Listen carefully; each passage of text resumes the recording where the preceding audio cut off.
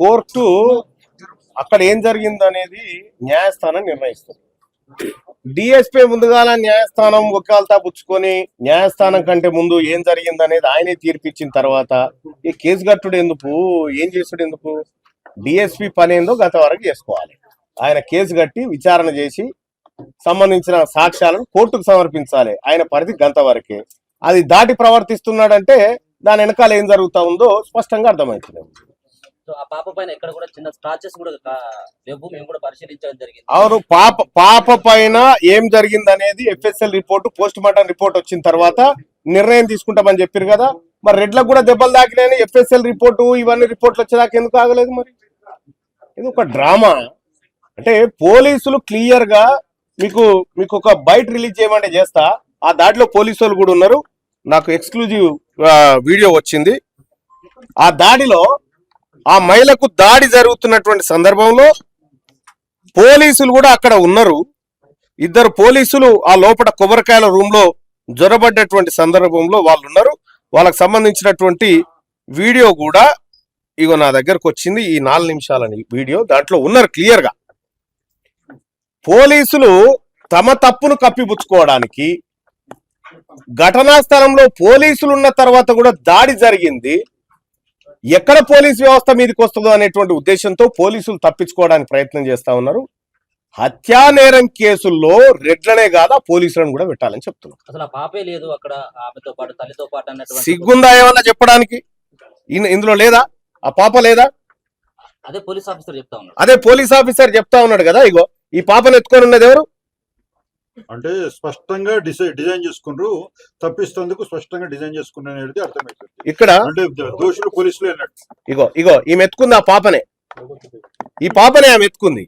అంటే ఇగో ఇంత క్లియర్ గా పాపను ఎత్తుకున్న వీడియో కనిపిస్తా ఉంటే అక్కడ పాపనే లేదని చెప్పడం అంటే ఇంకా అది దుర్మార్గమైనటువంటి విషయం. ఒక పని చేయండి, ఆ డిఎస్పీ గారు చెప్తా ఉన్నా, నేను రెడ్ల దిక్కు పని చేస్తా ఉన్నా, రెడ్ల కూడు తింటా ఉన్నా, రెడ్ల ఉప్పు తింటా ఉన్నా అని చెప్పమని చెప్పు, మేము చూసుకుంటాం. ఇక్కడ బాధితులే వాళ్ళ పైన రాళ్ల దాడి చేశారని చెప్పి కూడా మాట్లాడతాం. అంటే నేనేమంటున్నా, బాధితులు అని చెప్పి చెప్తా ఉన్నారు. ఇక్కడ ఈ 3 రజక కుటుంబానికి చెందినటువంటి మహిళలు 8 మంది రెడ్లను కొట్టిరని చెప్తా ఉన్నారు. గాయాలై క్షతగాత్రులైన రెడ్లు దవాఖానలో ఉండాలి, పరారీలో ఉన్నారంటేనే దాన్ని బట్టి మనం అర్థం చేసుకోవాలి. ఇక్కడ ఎవరిని కొట్టిరు అనేది క్లియర్ గా ఆ వీడియోలో కూడా ఉంది. రౌండ్ అప్ చేసి తల్లిని కొడుకుని విపరీతంగా కొట్టినటువంటి దృశ్యాలు అక్కడ ఉన్నాయి. ఇంత ఎక్స్క్లూజివ్ విజువల్ బయటకు వచ్చిన తర్వాత కూడా ఇంకా పోలీసులు దుర్మార్గంగా వ్యవహరిస్తా ఉన్నారంటే ఒకటే డిమాండ్ చేస్తా ఉన్నా, మా బీసీ ప్రభుత్వం అంటే ఈ పాటికి కాల్చి అవతల బారేద్దు 8 మంది రెడ్లని. పాప నెలలు నిండక ముందుకే పుట్టింది, హాస్పిటల్ నుంచి కూడా ట్రీట్మెంట్ మధ్యలో తీసుకొచ్చి ఇదంతా కూడా కులానికి రుద్దుతున్నట్టు అంటున్నారు. ఒక విషయము, 100లో 20-25 మంది పొరగాళ్ళు ఇప్పుడు 7 నెలలకే పుడుతున్నారు. అర్థమైందా? ఇక మరి అందరు చచ్చిపోతున్నారు అట్లే, అందరు చచ్చిపోతున్నారు అట్లే.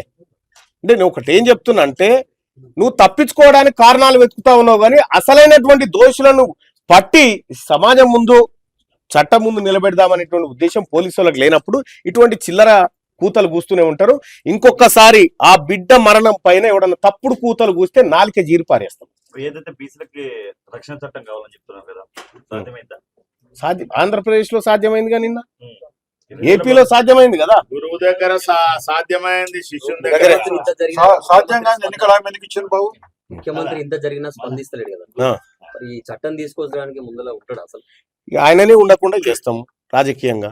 ఆయనను ముఖ్యమంత్రిగా లేకుండా చేస్తే మేము ఎట్లా తెచ్చుకోవాలో మాకు తెలుసు కదా. ఏదో ఇప్పుడు అధికారంలో ఉన్నాడు కాబట్టి చెప్తున్నాం. ఇంకో 2 ఏళ్ళు ఉంటాడు, ఆ తర్వాత ఈ రెడ్లు వెలమల ప్రభుత్వాలు ఉండే, మా ప్రభుత్వాలకు వచ్చిన తర్వాత ఏం తెచ్చుకోవాలో అది తెచ్చుకుంటాం. 8 మంది ఉన్నారని చెప్పేసి అన్నారు. ఇప్పుడు కేవలం 3 మాత్రమే అదుపులోకి తీసుకున్నారు. ఇంకా 5 పరిస్థితి ఏంటి? ఇంతవరకు దానిపైన అరెస్ట్ లేదు, దానిపైన ఎవరు కూడా మాట్లాడట్లేదు పోలీస్ ఆఫీసర్. అంటే ఇక్కడ డీజీపీ గారు నిన్న మాట చెప్తూ, గణపతి గారు ఎక్కడ ఉన్నారంటే ఆయన బయట షెల్టర్ తీసుకుంటున్నాడు అని చెప్తా ఉన్నాడు. అడవిలో ఉన్న గణపతి షెల్టర్ ఏడ తీసుకుంటున్నాడు డీజీపీ గారికి ఎరక. నాగర్ కర్నూలు కాడ తప్పించుకొని తిరుగుతున్న ఈ 5 రెడ్లు దొంగలు దొరకరా? అంటే వీళ్ళు నిర్లక్ష్యం కాదు, వీళ్ళు వాంటెడ్ గా వీళ్ళని పక్కకు పెడతా ఉన్నారు. అబూజ్మేడ్ అడవుల్లో, ఛత్తీస్గఢ్ అడవుల్లో దాక్కున్నటువంటి మావోయిస్టు ఏ చెట్టు కింద, రాగి చెట్టు కింద, ఏప చెట్టు కింద అనేది వీళ్ళకి ఎరక. ఈ దొంగలు ఈ 5 రెడ్లు ఏడ దాచుకున్నారో వీళ్ళకి తెలియకుంటుంటదా?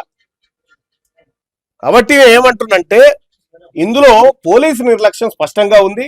సంబంధిత పోలీసులను డిఎస్పీని సిఐని ఇద్దరిని సస్పెండ్ చేయాలి. ఏం చేయబోతున్నారు సార్ రేపు మీ భవిష్యత్ కార్యాచరణ ఈ సంబంధించినటువంటి ఎపిసోడ్? బరాబర్ దీన్ని వదిలిపెట్టే ప్రసక్తే లేదు. దోషులను శిక్షించాల్సిందే. ఈ చట్టం శిక్షించినప్పుడు సమాజం కూడా చట్టాన్ని తన చేతిలోకి తీసుకుని ముందుకు పోవాలని కూడా ఆలోచన చేస్తా ఉంది. మాకు ఆ ఉద్దేశం లేకపోయినప్పటికీ తప్పనిసరి పరిస్థితుల్లో ప్రజలను అయితే మేము ఆగబట్టే పరిస్థితి ఉండదు. Right, thank you.